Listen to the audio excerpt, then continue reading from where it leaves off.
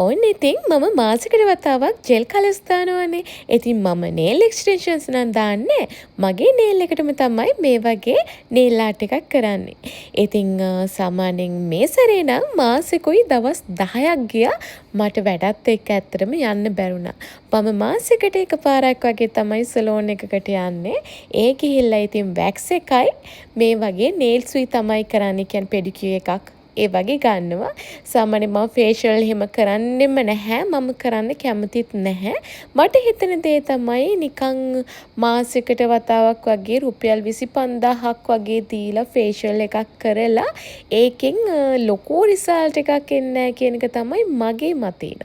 ඉතින් ඒ නිසා මම මේ 25000 වගේ මුදල මම කරන්නේ මොකද දන්නවද? මගේ අනාගතය වෙනුවෙන් ඉතුරු කරන්න ඉන්වෙස්ට්මන්ට් ප්ලෑන් එකකට මම මේක ආයෝජනය කරනවා.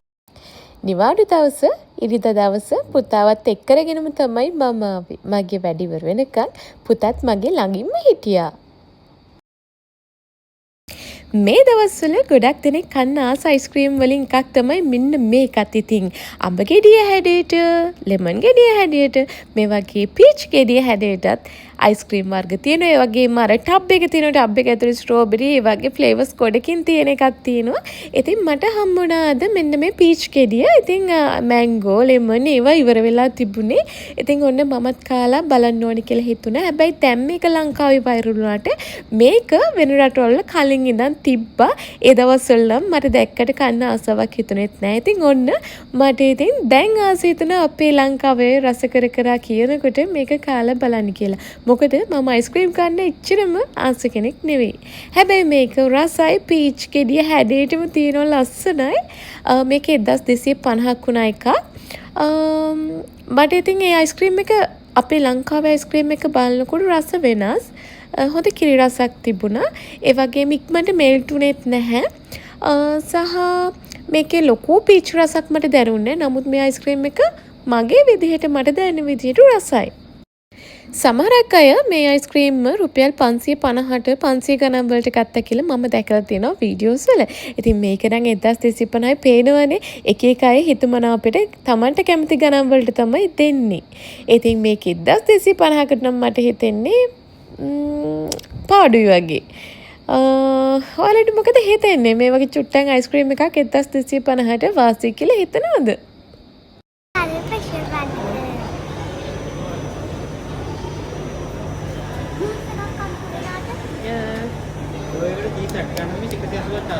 එපා.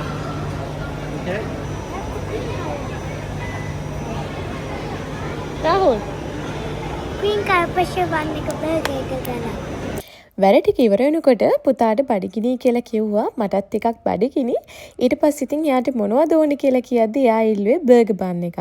එයාට ස්පෙෂල් බර්ගර් බන් එකක් ඕනේ කියලා තමයි කිව්වේ. ඊට පස්සේ ඉතින් ඔන්න කිඩ්ස් මීල් එකෙන් ඕඩර් කරා. ලස්සනට පාට පාටින් කෑම ටික තියෙනවා. ග්‍රීන් කලර් එකෙන් බර්ගර් එකත් එයාට ආවේ. ඉතින් එයා ගොඩක් කැමති වුණා. ඊට පස්සේ ඉතින් මටත් බඩගිනි.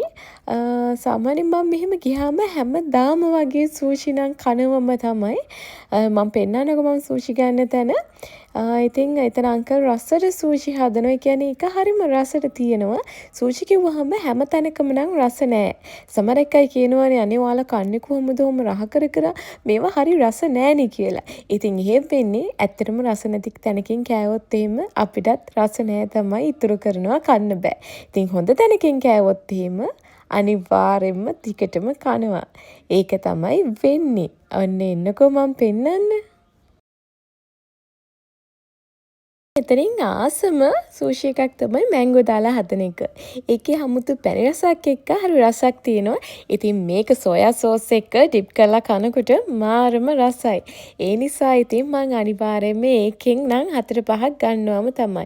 ඊට පස්සේ ස්පයිසි ටූනා එකටත් මම කැමති. ඊට පස්සේ කැලිෆෝනියා මක්කි එකට කැමති. ඒ වගේ මම කැමති කීපයක්ම තියෙනවා. ඉතින් මේ ඉන්නේ අන්නේ අංකල්. මෙයා රසට මේ සූෂි ටික හදනවා. ඉතින් අපි මේ ගත්තේ හැව්ලොක් සිටි shopping mall එකකින්.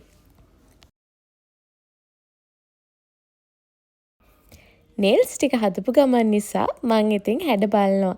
මේ නේල්ස් එක්ස්ටෙන්ෂන් දාලා නෙවෙයි මගේ නේල් එකම. ගොඩක් දික් කරන්නේ නෑ මම. එකක් පුතාගේ වැදෙනවා මගේ වැදෙනවා ඊට පස්සේ කොහේ හරි වැදුනත් කැඩෙන්න බලනවානේ රිදෙනවත් එක්ක.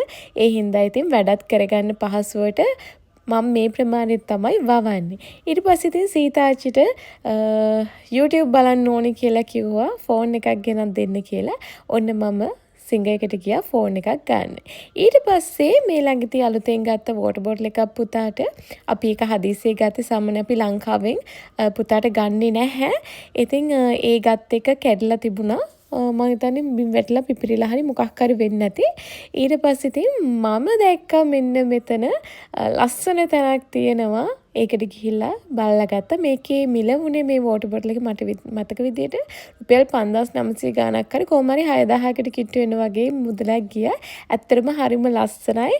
අර ස්ටේන්ලස් ස්ටීල් කියලා කියන්නේ ඒ වගේ ප්ලාස්ටික් වතුර බෝතල් වල දෙනවට වැඩිය වතුර හොඳයි. ඒ වගේ එකක දෙන්න පුළුවන් නම්.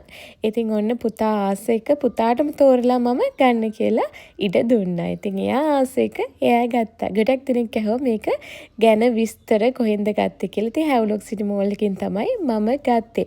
මේ වගේ ක්වොලිටි දෙයක් ගත්තොත් ටික කාලයක් පාවිච්චි කරන්න පුළුවන්. දරුවන්ට දෙනකොට හොඳට හොයලා බලලා තමයි අපි දේවල් ගන්න ඕනේ. නැත්තම් ඉතින් මේ දේවල් වතුරනේ.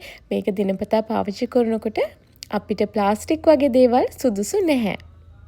එහෙනම් ඉතින් අපි ගිහින් එන්නම්.